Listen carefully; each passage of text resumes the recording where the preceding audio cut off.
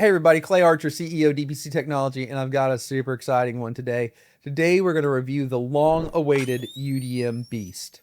I know everybody's been waiting and there's a lot of hype around this one, but I've got a really cool use case. At DPC Technology, we've replaced the two UDM Pro Maxes at our office with two UDM Beasts, and we're connecting them to our data center where we run a pair of EFGs. It's been a really cool project, and I'll walk you through our use case. Also, we'll get into who this is for. This may be a little misunderstood, and I will get into specific use cases and who I think should be using this device. But as always, we'll start with a quick unboxing and talk about the features of the unit. Like with all Unifi devices, it's really nice packaging, pretty standard here. It comes with a box of accessories that include the rack ears and a bunch of mounting hardware, and obviously the unit itself is really well packaged and protected. It's your typical 1U rack mount with a little 1-inch LCD on the front of it. We'll get into the I/O when we get into the specifications. On the back, it's got a locking power cord and 5 fans. Those are not user replaceable fans. It's got an RJ45 input for a console, and it's got a redundant power socket and a RPS port.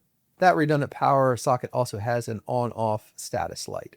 Back on the front, it has those two hard drive bays and some venting at the top, and it also has a little reset switch. So with that, let's jump over into the specs of the device. And this is a big difference between its little brothers and the EFG, as there is a lot of high-speed switching on board. So let's jump right into it. First off, for pricing, this is going to come in at $1499, which is $500 less than the EFG, but it's also $900 more than the UDM Pro Max. And I think that really well represents where this fits in the gap between the UDM Pro Max and the EFG. And next we get to the IDS IPS throughput, and it is an unbelievable 24.9 gigabits per second.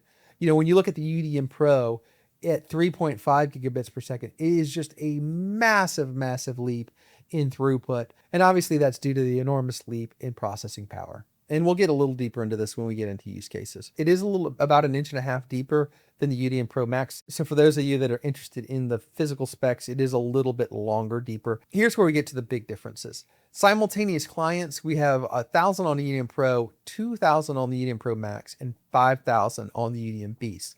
Quite a big jump there, 2.5 times jump. And next we have a really big one. We go from marker performance of 455 megabytes per second on the UDM Pro to 1.81 gigabits per second on the UDM Beast. It's a big jump in VPN performance. And one of the reasons that we did our swap, we are connecting to our data center with a VPN. Our VPN performance is noticeably faster with the UDM Beast. The Beast goes up to 750 managed devices. And the big headline feature here is the 8-core ARM V9 at 2.1 gigahertz. These are the new infrastructure grade ARM Neoverse N2 cores that Unifi has been talking about. And I quote, "It's the same infrastructure used by hyperscalers. The Beast delivers dramatic leap in performance and capacity. Nearly every gateway metric has been pushed into a new class, and device capacity has multiplied, introducing the new Dream Machine Beast." So to that end, now everything that we put on this unit has expanded capacity. So Protect now, we can have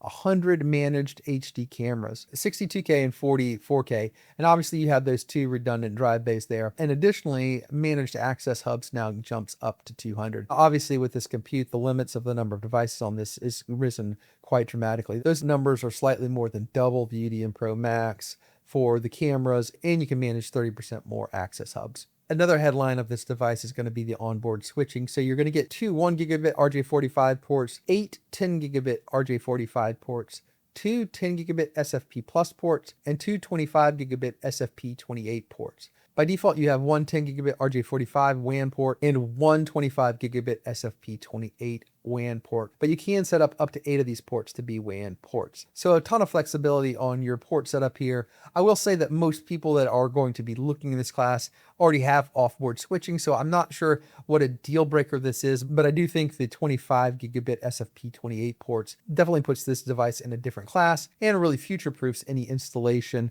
as far as connectivity goes. Of course, this device supports shadow mode. That's how we're going to run it, gateway failover, and DC power backup with an RPS unit. And it supports all of the application suite. So we have Network, Protect, Access, Talk, and Connect. Okay, so let's jump on the software. And there's not a lot to see here that's any different than any other device. And that's the beauty of the Unifi system and why I really like it as an MSP. Whether my staff is using a UCG Fiber or UDM Pro Max or an EFG or a UDM Beast, They all look the same. They all act the same. There's going to be certain features that one doesn't have because it physically doesn't have that. But for 99% of it, it all looks the same. So you can see we've been up and running here for 4.5 days with the new setup.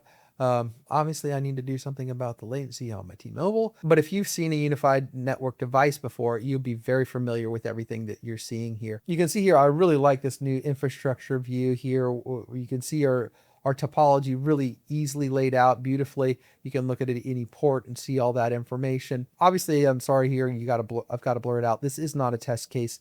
This is actually in live production. And you can see the switching, it shows up like a normal switch here, and you can see everything here. Just a quick caveat here, if you're going back and looking at different screenshots and different B-roll here, we are actually still setting up the network as I film this. So we're kind of in the middle of this transition. You may see some B-roll where we have some old cables. We are redoing all of the cabling. We are also moving around some other hardware. So I'm filming this kind of mid-move. So you can see here, I do not have shadow mode set up. It would normally be on port 2 linked into the other one. We're actually moving some stuff around right now, so I don't have that turned on. If I did have shadow mode enabled, there would be a link here in port 2. So the eagle-eyed among you may see some variances as we're doing this. This is also on a live working business and connecting to the data center. So there may be some differences in the A-roll and B-roll, a little behind the scenes on how the sausage is made there. That being said, if there's anything in particular you have questions about, put them down below. I'm not going to show every nook and cranny. This isn't meant to be a deep dive into network, but if you have any questions about this device in particular or network in general, put them down below and I'll answer those on a case-by-case basis. Once I've got it all up and running and I've got more than a week's worth of data on it, I may do a deeper dive into networking on this particular device. As you can see, we've got this set up in Site Manager. We've been doing some different testing with it, and we have that old UDM Pro Max in here, and then we have the Atlanta data center site as a separate site. It's really nice, and this isn't meant to be a Site Manager deep dive or a Fabrics deep dive as well, but it's really cool to see how this works. I will also tell you, when we did our upgrade from the UDM Pro Max to UDM Beast, we did a fresh install. The reason we did that is this is a test environment and we wanted to reset everything up. We were also resetting up the VPN between Jacksonville and Atlanta. That was previously a Sophos in Atlanta. So it just made sense to start with a whole fresh setup for us.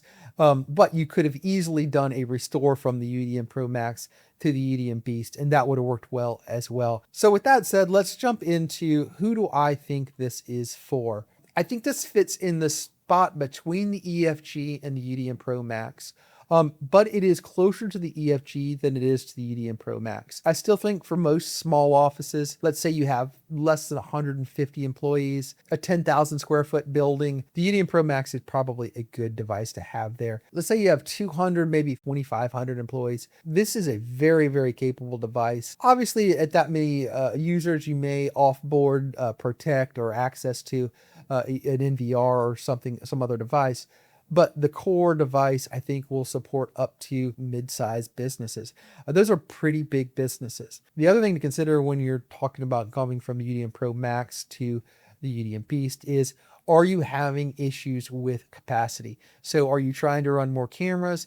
Maybe I would do that to an NVR. But maybe if I'm having speed issues on my VPN, that's a signal to me that maybe I should look at this. So for us, we do a lot of transfers between Atlanta and Jacksonville. So that VPN speed is pretty important to us. And so for $900, that jump up to this unit may be worth it. And when you consider that this unit doesn't have any subscription fees, in Atlanta, we were going from a Sophos where we had subscription fees to the EFG with no subscription fees. Although we do pay for cybersecurity in both locations, it's a fraction of the cost it would be from another device. So if you're looking at it from coming from a traditional device where you're paying monthly fees for, there's a lot of budget there. And so maybe that $900 capital upfront cost may be a big difference, but for most people that monthly savings is so large that capital cost is insignificant. So if you want to future-proof yourself, have more capacity, if you're doing a lot of VPN traffic, those are reasons for me that I would probably step up to this. For us, I think the EFG was much better suited to the data center than it was into our office. At the data center, we do have multiple devices connected to that. We have multiple locations connected to that, and that device is capable of handling that. Quite frankly, this UDM Beast in our data center would probably be an adequate device as well, and it is $500 less than the EFG. So that may fit into some people's schemes. I know most people watching this are going to say, should I run this at my house? I think the answer is, unless you're Tyler Perry or you have a 25,000 square foot house and tons of guests? The answer is no. The difference between this and the UDM Pro Max at your house is probably going to be insignificant, and you probably won't see it. Most people will never be able to test the 24.9 gigabits per second of IDS IPS throughput that this thing has. That's an order of magnitude more speed than the UDM Pro, and most people don't have that in their residence. So unfortunately, I know most of you want me to tell you that it's great for your house. It really isn't. Truth be told, I get to test all these devices, and I test a lot of them at my home. I didn't test this device at my home, but I did test the EFG at home. It's just the right fit for my house, and I never reach its capacity. And I think for most, if you're looking for the best router that you can get in the Unifi ecosystem, meaning the most throughput and the most capacity, I still would recommend the UDM Pro Max. But if you're a managed service provider looking to get into the Unifi ecosystem, I think this is a great device to put into clients that have, like I said, more than 150, 200 users. I think this device really starts to have a strong use case in those situations.